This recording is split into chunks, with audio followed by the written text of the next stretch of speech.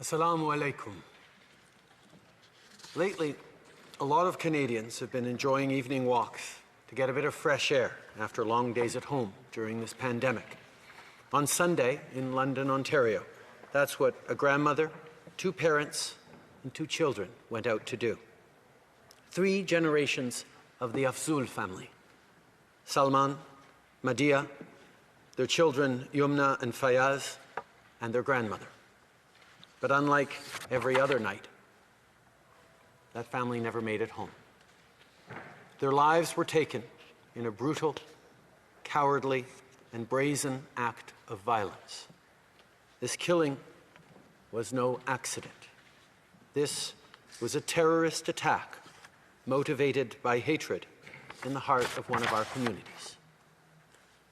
Monsieur le Président, je suis horrifié par l'attaque qui a enlevé la vie à 4 membres d'une famille et blessé gravement un petit garçon de 9 ans, dimanche soir à London, en Ontario. Nous sommes de tout cœur avec leurs proches durant ces moments extrêmement difficiles. Et on espère tous que le petit garçon pourra se remettre de ses blessures rapidement, même si on sait qu'il vivra longtemps avec la tristesse, l'incompréhension et la colère causées par cette attaque lâche et islamophobe. Ce n'est malheureusement pas un cas isolé. La Grande Mosquée de Québec, the cowardly murder of Mohammed Aslam Zafis at a mosque in Toronto, the violent attacks against Black Muslim women in Edmonton, and so many other people across the country who faced insults, threats, and violence. They were all targeted because of their Muslim faith. This is happening here in Canada, and it has to stop. Monsieur le Président, on ne doit pas s'habituer à cette violence. On ne doit pas se laisser désensibiliser. On ne peut pas accepter que ça devienne normal.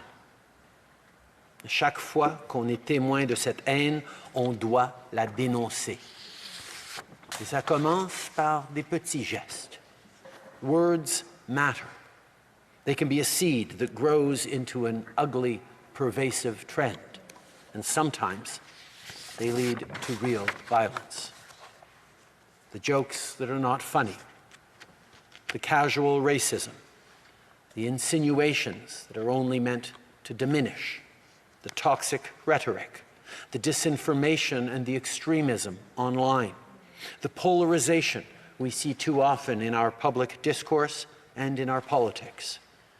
As leaders and as Canadians, we not only have to say enough is enough, we must take action.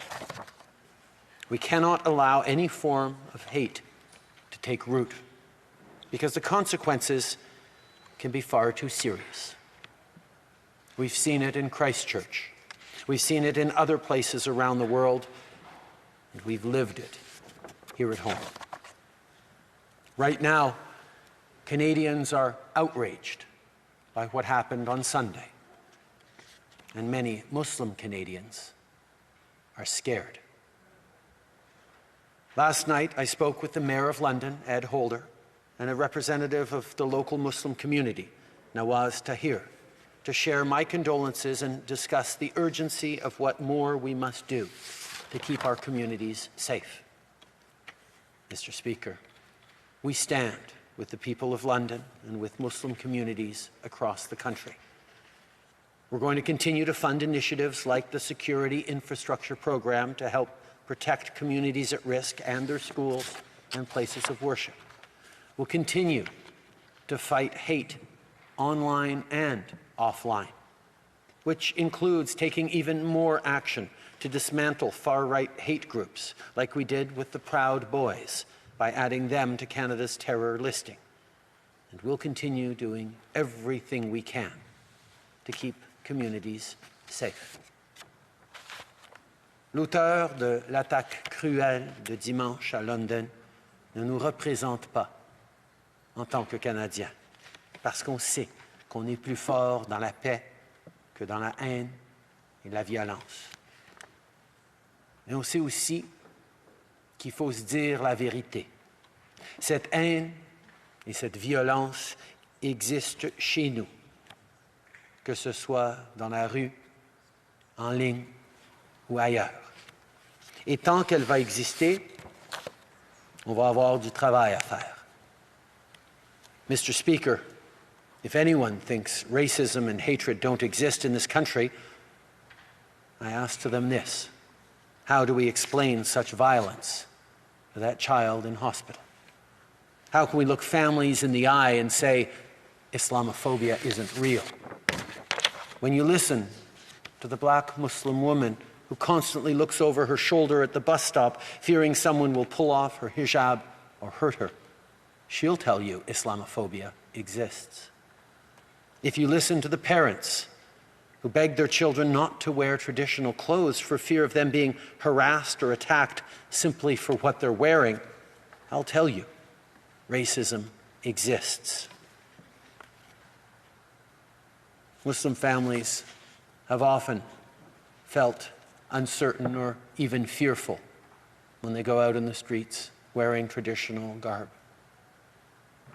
The reality is, most Canadians haven't necessarily been aware of that fear that far too many racialized and Muslim Canadians carry with them anytime they go outside. If the attack in London has any follow-up or I don't even want to say positive, but any impact on non-Muslim Canadians, it should be this: to understand the anxiety and the fear that our fellow Canadians carry, that they shouldn't be. And it is on all of us to understand that experience and be there to support and to help. We can and we must act. As Canadians, we've been fighting a global pandemic for over a year now, and we did it by coming together, by working together. And that is the only way of confronting the ugly face of hatred. I want all Canadians to know that we are all diminished when any one of us is targeted. We need to stand up to reject racism and terror and work together to embrace what makes our country strong, our diversity. May peace and blessings be upon you.